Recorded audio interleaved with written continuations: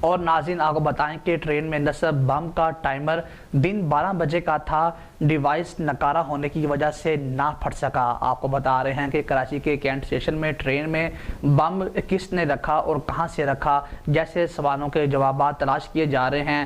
تاہم پولیس کی ابتدائی تحقیقات کے مطابق بم پشاور اسٹیشن سے ٹرین میں رکھا گیا تھا۔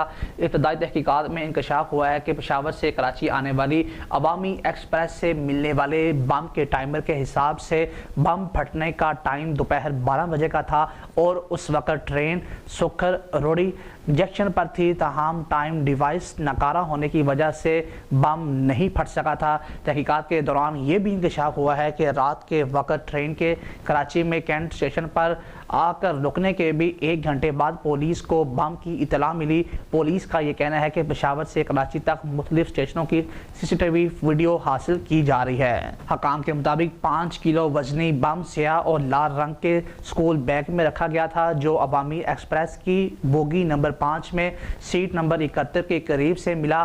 دوسری جانب ٹریپ سے بم ملنے کے واقعہ کا مقدمہ سرکار کی مدیریت میں ایکسپلوز ایکٹ اور انسداد دہشت گردی کے دفعات کے تحت درج کر لیا گیا ہے۔